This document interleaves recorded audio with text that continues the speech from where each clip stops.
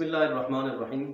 جیسا کہ آپ لوگوں کو معلوم ہے، قائد جمعیت مولانا فضل الرحمان صاحب قطر تشریف لے گئے اور وہاں پہ حماس کے سربراہ سابق وزیر اعظم فلسطین اسماعیل ہنیہ سے ملاقات کی۔ آج دنیا میں فلسطینی مسلمانوں کو تنہا کرنے کی کوشش کی جا رہی ہے۔ اسرائیل، امریکہ اور عالمی اسٹیبلشمنٹ ایک صف میں کھڑے ہو کر مسلمانوں کے خلاف صف آ رہا ہے۔ اس موقع پر مظلوم مسلمانوں کے ساتھ کھڑا ہونا یہ ان کے ساتھ ایک بہت بڑی امداد ہے۔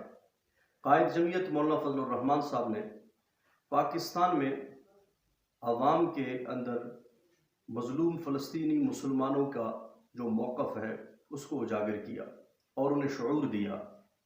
عوام میں ایک بیداری آ گئی۔ امت مسلمہ کے اس اہم مسئلے پر سب نے ایک آواز ہو کر اپنے حکمرانوں سے مطالبہ کیا کہ اس موقع پر ہمیں اسرائیل کی مخالفت کر کے فلسطینیوں کا ساتھ دینا چاہیے۔ اور اس کے بعد قائد جمعیت نے ان کے لیے مالی امداد کی استدعا کی۔ پاکستان کے مختلف کونوں سے مسلمانوں نے امداد اکٹھا کیا، اور اس سے بڑھ کر حماس کے سربراہ جو کہ آج قطر میں اپنے سیاسی دفتر میں موجود ہیں، ان سے باقاعدہ ملاقات کے لیے اور ان سے اظہار یکجہتی کے لیے قطر تشریف لے گئے۔ آج حماس کے ساتھ کھڑا ہونا، فلسطینیوں کے ساتھ کھڑا ہونا یقیناً حق کے ساتھ کھڑا ہونا ہے۔ ہم دیکھتے ہیں کہ سوشل میڈیا پر، فیس بک پر یا دیگر پلیٹ فارم پہ اگر آپ حماس کی حمایت کرتے ہیں، فلسطینیوں کی حمایت کرتے ہیں، اسرائیل کی مخالفت کرتے ہیں، تو آپ کے آئی ڈیز کو ختم کیا جاتا ہے اور باقاعدہ آپ کو وارننگ دی جاتی ہے۔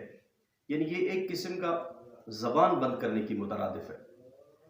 تو میڈیا یقیناً اغیار کے پاس ہے، پھر بھی ہمیں جہاں تک ہو آواز اٹھانا چاہیے اور قائد جمعیت مولانا فضل الرحمان صاحب کے اس اقدام کو سراہنا چاہیے۔ یہ کوئی سیاسی پوائنٹ اسکورنگ نہیں ہے کہ ہمارے ہاں کچھ لوگوں کو اس تصویر سے یا اس ملاقات سے پریشانی ہو رہی ہے، بلکہ ان کو یہ سمجھنا چاہیے کہ قائد جمعیت مولانا فضل الرحمان صاحب نے عالمی سطح پر امت مسلمہ کے حکمرانوں میں جو جمود تھا اس کو توڑا ہے۔ انہوں نے حکمرانوں کو پیغام دیا کہ آپ بھی آئیں، حماس کے سربراہ سے ملاقات کریں، ان سے اظہار یکجہتی کریں، ان کے شانہ بشانہ کھڑے ہو جائیں۔ اس سے اسرائیلیوں کی ہمت، ان کا حوصلہ پست ہوگا، ان کے عزائم خاک میں مل جائیں گے، کیونکہ آج فلسطین کی مسلمانوں کو سیاسی طور پر مدد کی ضرورت ہے، سفارتی طور پر مدد کی ضرورت ہے، اخلاقی طور پر مدد کی ضرورت ہے۔ ہمیں ان کے آواز کو عالمی سطح پر اٹھانا ہے، ہمیں عالمی سطح پر ان کے موقف کا احترام کر کے اسے آگے بڑھانا ہے۔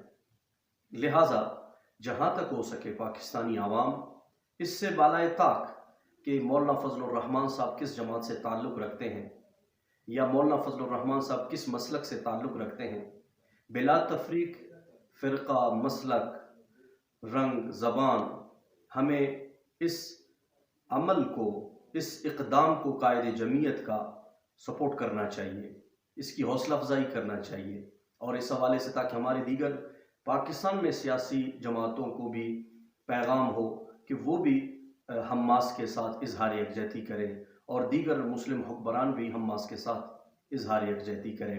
وآخر دعوانا ان الحمد للہ رب العالمین۔